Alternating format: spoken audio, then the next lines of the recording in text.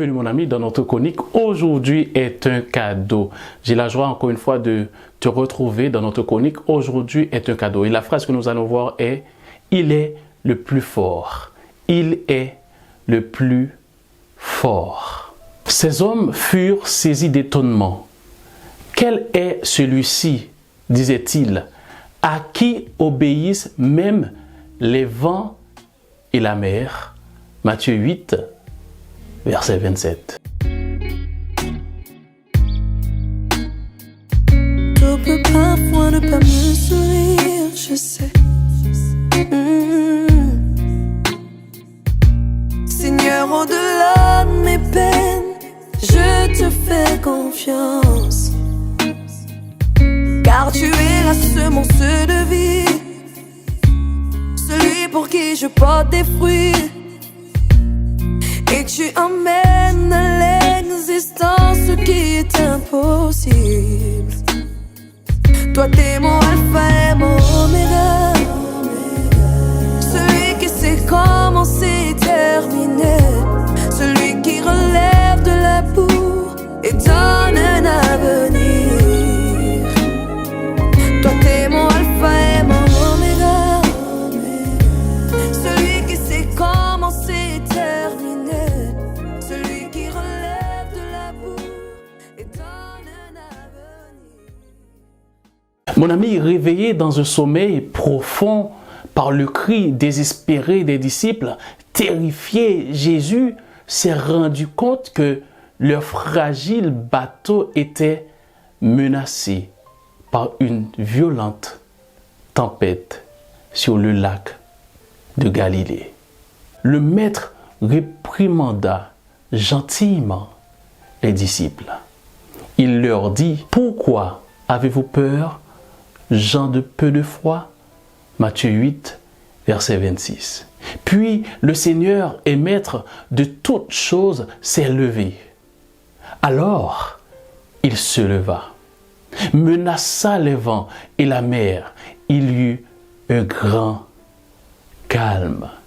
Matthieu 8, verset 26. Absolument émerveillés par la puissance de leur maître, les disciples demandèrent « Quel est celui-ci » disait-il, « à qui obéissent même les vents et la mer » dans Matthieu 8, verset 27. Mon ami, cet homme, Dieu extraordinaire, était celui-là même qui a parlé et notre planète existe.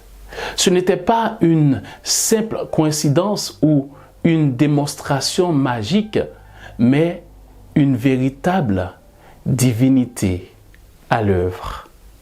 Devant les disciples, étonnés, Jésus a mis de l'ordre dans le désordre, le calme dans la tempête. Cet acte stupéfiant de puissance divine avait une fois de plus réaffirmé la crédibilité du Christ en tant que Messie, Maître de toute la création et Seigneur indiscutable de tout. Comme il est réconfortant de savoir que dans nos ennuis et nos épreuves, dans nos tourments et nos tempêtes, Jésus est toujours disponible et disposé pour mettre de l'ordre dans notre chaos, dans les désordres. Celui qui ordonna au vent, paix, sois tranquille, est toujours présent aujourd'hui, mon ami.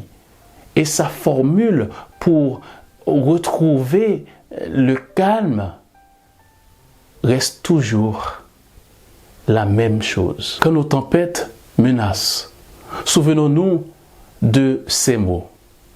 Nous sommes aussi impuissants comme l'étaient les disciples pour calmer la tempête qui faisait rage. Mais celui qui a dit « paix sur la mer de Galilée » prononce la parole de paix pour chaque âme en ce moment, pour chaque âme tourmenté par les choses de ce monde. Aussi féroce soit la tempête pour ta famille, pour tes enfants, au travail, avec les collègues, et j'en passe. Ceux qui se tournent vers Jésus avec le cri « Seigneur, Seigneur, sauve-nous » trouveront la délivrance. Peut-être tu as une tempête dans ta famille, peut-être tu as une tempête avec tes enfants.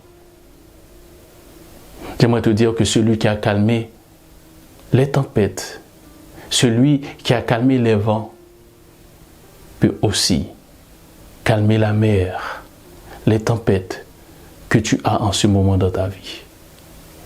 Je t'invite, mon ami, à prier avec moi. Seigneur, nous t'en supplions en ce moment de réprimander les tempêtes de notre vie et change notre tempête en un instant de calme et de paix.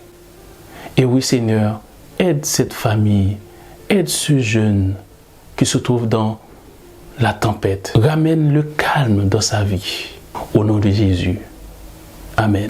Mon ami, le challenge que nous avons pour aujourd'hui, je t'invite à lire Matthieu 8, verset 27. Matthieu 8, verset 27. Et n'oublie pas de partager ces vidéos avec tes connaissances. Et n'oublie pas aussi de partager ces versets qui peuvent faire du bien à quelqu'un qui est en difficulté en ce moment. Merci de ta fidélité. À très bientôt dans ta chronique.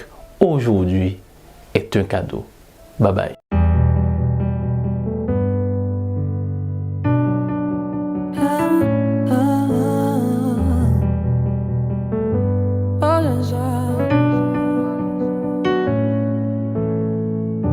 Qui est ce Dieu qui m'a appelé par mon nom bien avant?